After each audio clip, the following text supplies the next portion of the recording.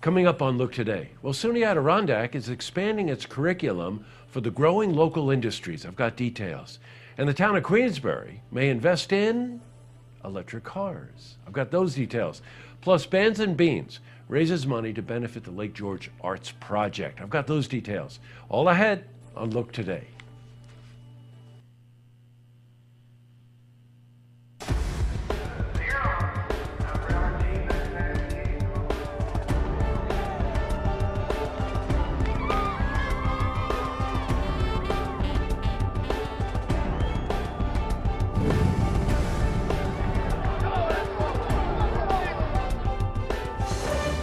Welcome everyone, I'm Jay Hood Jackson and this is Look Today.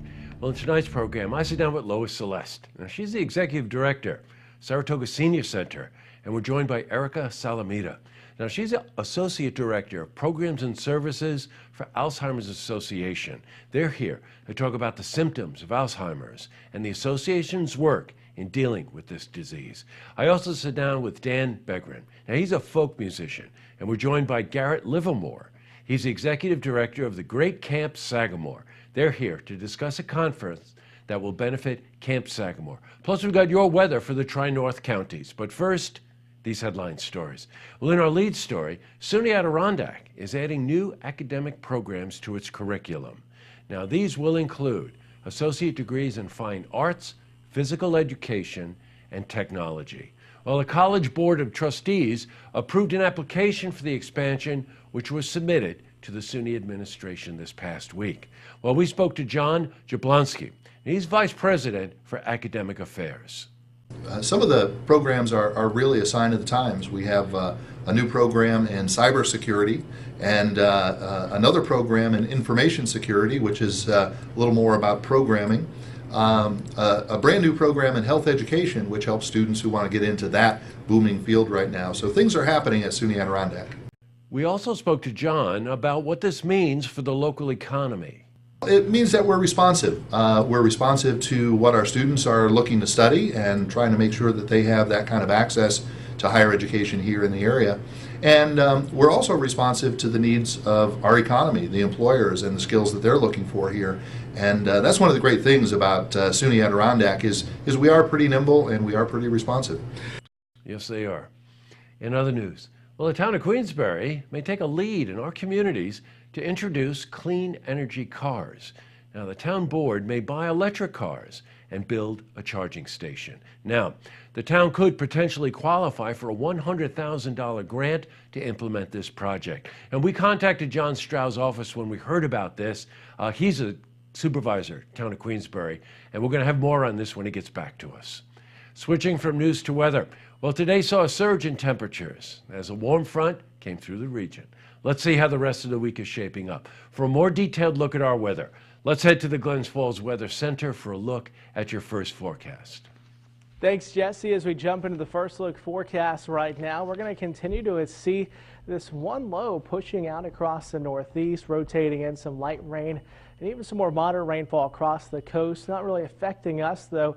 We'll be watching another very potent storm system over the coming days. Right now, getting going across portions of the western plains, and we could see a widespread severe outbreak across portions of the plains, mid-south and southeast over the coming days before we see some showers as part of that bigger system approaches us by the weekend. But we're watching still some shower activity, maybe us right on the fringe of things through the earlier hours of tonight. Temperatures back down into the 30s for the most part. It'll be around the freezing mark and maybe a chance at a stray flake or a stray shower early in the evening hours, but that should quickly come to an end. It'll be left behind with mostly cloudy skies, as I mentioned, low down to 32.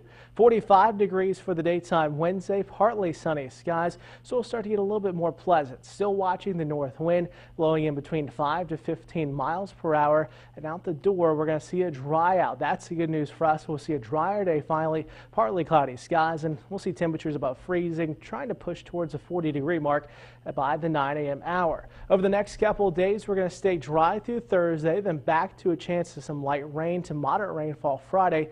High 42. Some snowflakes do their best to try to mix back in as we see the back edge of this front pushing out Saturday, and we'll see cooling temperatures with lows back down below freezing. Well, that's it from the First Look Weather Center. Now let's send it back to you, Jesse. Oh, thanks, Brad. Here comes the sun. Back to the news. Well, speaking of music, we've got more information regarding the Bands and Beans fundraiser that took place this past weekend in Lake Luzerne. And the fundraiser is one of the biggest in our region. And this year's attendance, you ready? 900 people plus. Well, we spoke to John Strong. He's the executive director of the Lake George Arts Project, where the money that's raised will be allocated. The funding goes to our major programs, some of which you can see in the background. We do a jazz festival in September here, right next door in Shepherd Park, beautiful setting.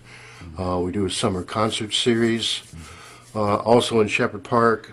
And these events are free, so we depend on donations, we depend on fundraisers. Up next, I sit down with Lois Celeste. She's executive director of the Saratoga Senior Center. We're joined by Erica Salamita. Now, she's the associate director of programs and services for Alzheimer's Association. They're here to talk about the symptoms of Alzheimer's and the association's work with dealing with this disease. Good interview. Plus, I also sit down with Dan Begren. Now, he's a folk musician, and we're joined by Garrett Livermore. He's the executive director of the Great Camp Sagamore. They're here to discuss a concert that will benefit Camp Sagamore. But first, if you see news happening, you want to share a story idea. How about join us for an interview? Then give us a call on the hotline. The number is 798-8000.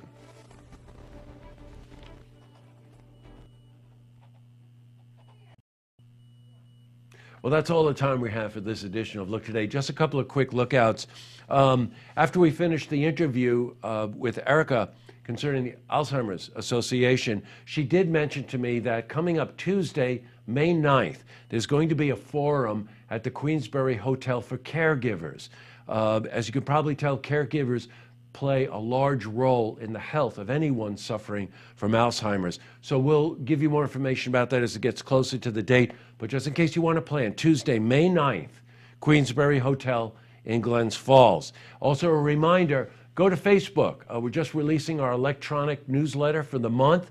And if you'd like to get that, please go to Facebook and also comment on any of the stories that you're seeing here on Look Media. And last but not least, as promised, we're going to close out with Dan Begren, the folk singer, playing a song about Camp Sagamore. Tonight at Look TV, it's Queensbury Town Board meeting. Don't forget, tune in tomorrow night for the stories that matter to you. Here's Dan.